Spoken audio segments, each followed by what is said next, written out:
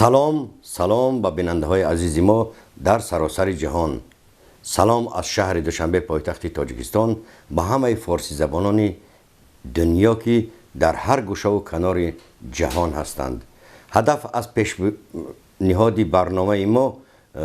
موضوع همبستگی فارسی زبانان در سراسر دنیا می باشد. ما پیشتر کانال داشتیم که بیشتر از 100,000 بیننده یا جانبدارا یا دوستای ما بودند که در سراسر جهان مردم فارسی زبان با ما پیوند بودند، از برنامه های ما آگاهی داشتند، برنامه های ما را دنبالگیری میکردند و از آنها خبر و آگاهی های در کشورهای فارسی زبان، در میان مردم فارسی زبان در سراسر جهان با بیننده ها پیشنهاد میکردیم. اکنون دوباره ما اون کانال از بین رفت و دلیلهاش برای ما چندان روشن نیست و دوباره این کانال نو را پیشکش شما میگردانیم. قابل قید است که در میان بیننده های ما، در میان جانبداران ما، در میان شخصانی که همیشه با ما هستند، نفرانی هستند که برای اجرای این هدفهای بسیار مهم همبستگی فارسی زبانان دنیا خیلی کارهای ارزنده اجرا میکنند و یکی از این گروهی هست که در میان آنها راهبری این گروه را پیروی یا به هم بستن این گروه را با گروه های دیگری جامعه های فارسی زبان با عهده دارد. این جناب رومان تاجیک است که در یکی از کشورهای اروپایی زندگی میکند. او و خانوادهش و چند نفر دیگر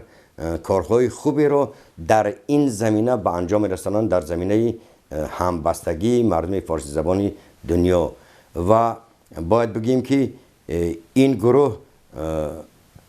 کارهای زیادی را در تاجیکستان هم در زمینه فرهنگ و گاه برنامه‌های اقتصادی تا امروز انجام دادند و برنامه‌های کلان و مهم در دست آنها در مورد کار و اجرا قرار دارد و از جمله این کارهایی که اونها کردند کتاب‌های در تاجیکستان، در افغانستان، در کشورهای دیگر فارسی زبان از جمله ایران به نشر رساندند و کارهای مهمی را اونها با عهده دارند و اجرا خواهند کرد. من میتونم برای شما چند نکته بگم که اونها یک برنامه مخصوصی را برای انداختند که درباره سلسله قلعه هایی که در تاجیکستان موجود هستند، در مورد این سلسله قلعه ها فیلم برداشته می شود و همچنین کتابی هم به نشر رسانده می شود. این کار تا جای در حال انجام یابی است و پس از آن که به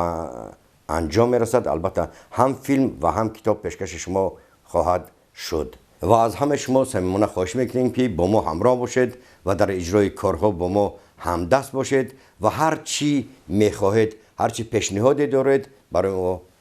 پیشنهاد کنید.